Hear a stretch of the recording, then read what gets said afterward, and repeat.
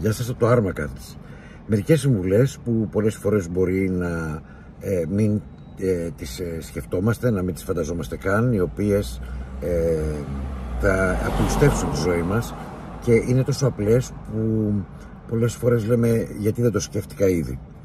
Λοιπόν, εδώ πέρα με τον Ιεροφάντη η συμβουλή είναι ότι μην συσχετίζεστε και μην παρατείνετε και μην επιμικρύνετε και μην δίνετε μεγάλη βάση σε ανθρώπους και καταστάσεις με τους οποίους δεν ταιριάζετε.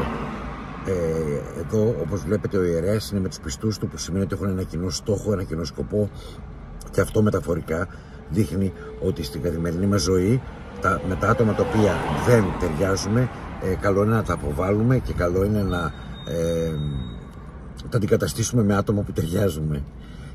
Επίσης με τη σελήνη, θέματα που έχουν να κάνουν με συναισθήματα κρυμμένα και συναισθήματα τα οποία δεν εκφράζονται, καλό είναι να τα διώχνουμε και να προσπαθούμε να ανακαλύψουμε αυτά που πραγματικά νιώθουμε και αυτά που πραγματικά νιώθουν οι άλλοι.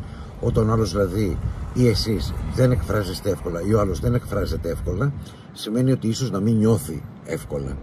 Έτσι, άρα καλό είναι να περιμένετε να ξημερώσει η μέρα, που σημαίνει αυτό συμβολικά και μεταφορικά ότι ό,τι φαίνεται και ό,τι εκφράζεται με ευκολία σε συναισθηματικό φυσικά επίπεδο είναι και αυτό το οποίο πάντα θα είναι αυτό που ήταν εξ αρχής.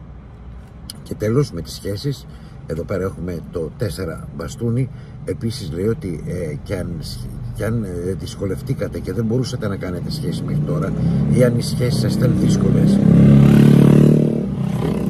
δεν απέδιδαν, δεν σας εξέφραζαν, δεν σας έκαναν καλύτερους σαν ανθρώπους, δεν σταθεροποιούνταν, δεν εξελίσσονταν, όλο αυτό δείχνει ότι ίσως μέσα σας δεν πιστεύετε στις σχέσεις ή έχετε ανασφάλειες και φοβίες οι οποίες εμποδίζουν να εκπέμψετε στο ίδιο κανάλι με κάποιο άνθρωπο που να έχει τα ίδια πιστεύω με εσάς.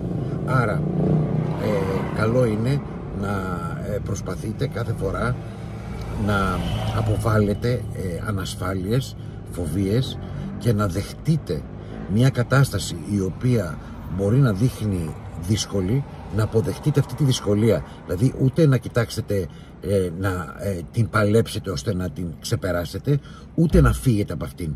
Ζήστε αυτό το πράγμα που ζείτε, εξοικειωθείτε με αυτό, μάθετε μέσω αυτού, οριμάστε μέσω αυτού και τότε οι απαντήσεις θα σας δοθούν από μόνες τους. Και θα είναι ο καλύτερος τρόπος που θα αφενός μεν εξελίξετε τον εαυτό σας και αφετέρου θα δείτε πολύ πιο ξεκάθαρα το τι ακριβώς συμβαίνει είτε με εσάς είτε με τον άνθρωπό σας.